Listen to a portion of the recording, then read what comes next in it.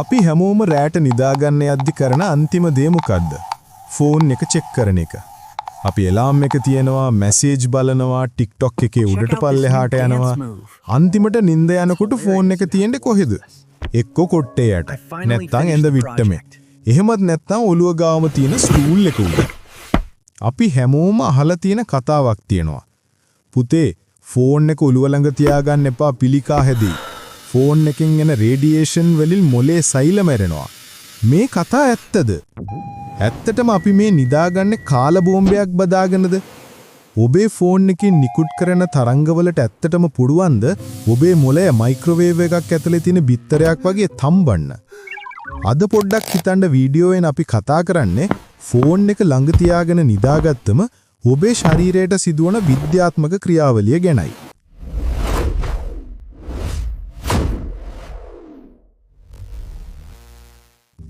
මේ වීඩියෝ එක ඉවර වෙද්දි ඔබට තේරෙයි ඔබ බය වෙන්න ඕන රේඩියේෂන් වලටද නැත්නම් ඊට වඩා භයානක වෙනත් දෙයකටද කියලා.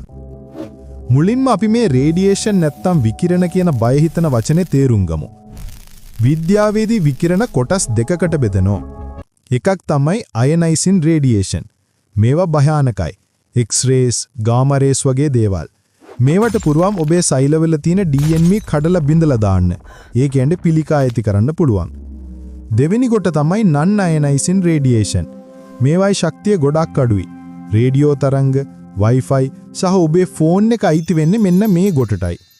සරලවම කිව්වොත් ඔබේ ස්මාර්ට්ෆෝන් එක වැඩ කරන්නේ රේඩියෝ වේව්ස් වලින්. මේ තරංගවලට බෑ ඔබේ ශරීරයේ DNA අණුව කඩන්න. ඒ තරංගවලට කරන්න පුළුවන් එකම දේ තමයි තාපය නිපදවන එක. හරියටම මයික්‍රෝවේව් උඳුනක් වගේ. හැබැයි බය වෙන්න එපා. මයික්‍රෝවේව් එකක් වැඩ කරන්නේ වොට් 1000ක විතර බලයකින්. හැබැයි ඔබේ ෆෝන් එක වැඩ කරන්නේ මිලිවොට් ගානක ඊටාම පුංචි බලයකින්. විද්‍යාඥයන් කියන විදියට ෆෝන් එකකින් මොළය තැම්බෙන්න නම් ඔබ එක දිගට පය 28ම ෆෝන් එක කනට තියාගෙන හිටියත් ඒ උෂ්ණත්වය ඉහළ යන්නේ ඊටාම සුළු ප්‍රමාණයකින්. ඒ ඔබේ රුධිර ගමනාගමනය මගින් පහසුවෙන්ම නිවලා දානවා. එහෙනම් මේ ලෝක සෞඛ්‍ය සංවිධානයේ ෆෝන් විකිරණ පිළිකාකාරකයක් වෙන්න පුරුවන් කියලා නම් කරලා තියෙන්නේ. ඒකේ තේරුම පිළිකා හැදෙනවා කියන එක නෙවෙයි. ඒකේ තේරුම අපිට තාම 100% ෂුවර් නෑ. ඒ නිසා පරිස්සම් වෙන එක හොඳයි කියන එක. ඔබ දන්නවද? අච්චාරු සහ කෝමාරිකා අයිති වෙන්නෙත් මේ ගෲප් 2B එකටමයි. රේඩියේෂන් වලින් පිළිකා හැදෙන කතාව බොරුවක් වෙන්න පුළුවන්. හැබැයි ෆෝන් එක ළඟ තියාගත්තම ඊට වඩා ලොකු හානියක් ඔබේ ශරීරයට වෙනවා. ඒ තමයි බ්ලූ ලයිට් නැත්නම් නිල් ආලෝකය. අපේ මොලේ තියෙනවා පීනියල් ග්ලෑන්ඩ් කියලා පොඩි කොටසක්. මේකෙන් තමයි අපිට නිින්ද යන්න අවශ්‍ය කරන මෙලටොනින් කියන හෝමෝනය නිපදවන්නේ. සාමාන්‍යයෙන් ඉර බැසගෙන එනකොට කළුවර වැටෙනකොට මොලේ දැනගන්නවා දැන් රෑ වෙලා නිදා ගන්න ඕන කියලා. එතකොට මෙලටොනින් නිපද වෙනවා. නමුත් ඔබ රෑ 11ට 12ට ඇඳට වෙලා ෆෝන් එක දිහා බලන් ඉන්නකොට මොකද වෙන්නේ? ෆෝන් එකෙන් එන සැර නිල් එළිය නිසා ඔබේ මොලේ රැවටෙනවා. මොලේ හිතන්නේ තාම දවල් ඉර පායලා තියෙන්නේ කියලා. එතකොට මෙලටොනින් නිෂ්පාදනය එකපාරටම නවතිනවා.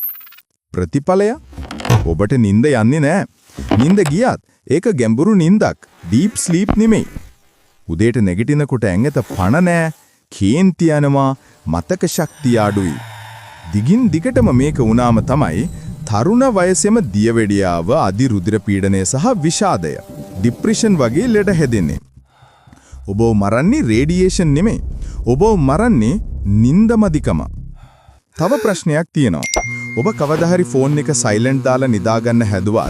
එකපාරටම ටින් ගාලා සද්දයක් ඇහුනම මොකද වෙන්නේ? ඔබේ හිතට නිකන් කරන්ට් එක වැදුනා වගේ වෙනවා නේද? කවුද මැසේජ් එකක් එව්වේ? ලයික් එකක්ද? මොකක් හරි හදිස්සියක්ද? ෆෝන් එක ළඟ තියාගෙන නිදා ගන්නවා කියන්නේ ඔබේ මොළය පැය 24ම alert එකේ තියා ගන්නවා කියන එකයි. මේකද කියන්නේ hyper vigilance කියලා.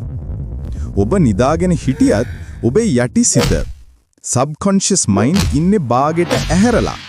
පොඩි සද්දයක් ඇහුණ ගමන් ගැස්සිලා ඇහැරෙනවා. මේ නිසා ඔබේ ශරීරයේ කෝටිසෝල් කියන ආතති හෝමෝනේ, ස්ට්‍රෙස් හෝමෝනේ නිතරම ඉහළ මට්ටමක තියෙන්නේ. සරලවම කිව්වොත් ෆෝන් එක ළඟ තියාගෙන නිදා ගන්නවා කියන්නේ සතුරෙක් කෙනක මුරට ඉන්නවා වගේ වැඩක්. ඔබේ මුලයට විවේකයක් ලැබෙන්නේ නැහැ. පිළිකා කතාව බොරු වුණාට ෆෝන් එක නිසා ඇත්තටම මැරුණු අය ඉන්නා. ඒ කොහොමද? ගින්නෙන්. ගොඩක් අය පුරුදු වෙලා ඉන්නවා ෆෝන් එක charge එකට ගහලා කොට්ටේ යටින් තියාගෙන නිදා ගන්න. මේක තමයි කරන්න පුළුවන් භයානකම දේ. ස්මාර්ට්ෆෝන් වල තියෙන ලිතියම් අයන් බැටරි මේවා charge වෙනකොට රත් වෙනවා. සාමාන්‍යයෙන් මේ රස්නය වාතයට මුදා හරින්න ඕන. නමුත් ඔබ ෆෝන් එක කොට්ටේ යට ගහුවම ඒ රස්නයට එළියට යන්න තැනක් නැහැ. ෆෝන් එක රත් වෙනවා අන්තිමට පුපුරනවා. ලෝකේ පුරාම මෙහිම වෙලා මියගිය සහ බරපතල පිඩිස්සුම් තුවාල ලැබුව අය ඕනතරම් ඉන්නවා. ඒ නිසා මතක තියාගන්න කවදාවත් කිසිම හේතුවක් නිසා ෆෝන් එකක් කොට්ටයක් යට හෝ මෙට්ටයක් යට තියලා charge කරන්න එපා. එහෙනම් අපි මොකද කරන්න ඕන? හෙට ඉඳන් ෆෝන් එක විසි කරන්නද? නෑ. මෙන්න විද්‍යාත්මක විසඳුම් 3ක්. 1. මීටරයේ නීතිය. ඔබක ෆෝන් එක නැතුවම බැරි නම් අඩුම තරමේ එය ඇඳෙන් අඩි 3ක් මීටරයක් ඈතින් තියන්න. විකිරණවල බලය දුර වැඩි වෙද්දී වේගයෙන් අඩු වෙනවා. ඉන්වර්ස් ස්ක්වයර් ලෝ. අඩි 3ක් ඈතින් තිබ්බම රේඩියේෂන් ගැන බය වෙන්න දෙයක් නැහැ. 2. පරණ තාලේ එලාම් ඔරලෝසුවක් ගන්න. ෆෝන් එක නැත්තම් මට උදේට ඇහැරෙන්න බෑ කියන එක බොරු නිදහසට කරුණක්. රුපියල් 1000කට පොඩි එලාම් ඔරලෝසුවක් ගන්න. එතකොට ෆෝන් එක ඕන වෙන්නේ නැහැ. 3. එයාප්ලේන් මෝඩ් දාන්න. ඔබට ෆෝන් එක ළඟම තියාගන්න ඕනේ නම් අඩුම තරමේ data සහ wifi off කරන්න. නැත්නම් එයාප්ලේන් මෝඩ් දාන්න. එතකොට අර නිතරම එන සිග්නල් තරංග නවතිනවා. බැටරිය අතිතුරුයි නින්දත් ෂුවර්. අවසාන වශයෙන් කියන්න තියෙන්නේ මේකයි. ෆෝන් එකකින් ඔබට පිළිකා හැදෙන සම්භාවිතාව ඊටාම අඩුයි. ඒ ගැන අනවශ්‍ය බියක් ඇති කරගන්න එපා. නමුත් ෆෝන් එක නිසා ඔබේ නිින්ද නැති වෙලා මානසික ආතතිය වැඩි වෙලා ඔබ ලෙඩෙක් වෙන්න තියෙන සම්භාවිතාව 100%යි. ඔබේ මොලේට රැටවත් නිදහස දෙන්න. අද රෑ ඉඳන් ෆෝන් එක පැත්තකින් තියලා නිදාගන්න try කරන්න. උදේට දැනෙන වෙනස අනිවාර්යයෙන්ම ඔබට තේරෙයි. මේ වීඩියෝ එක වැදගත් කියලා හිතෙනවනම් හැමදාම ෆෝන් එක බදාගෙන නිදාගන්න යාළුවට share කරන්න. තාක්ෂණීය බුද්ධිමත්ව පාවිච්චි කරන්න. ඊළඟ වීඩියෝ එකකින් හමු වෙමු. පොඩ්ඩක් හිතන්න.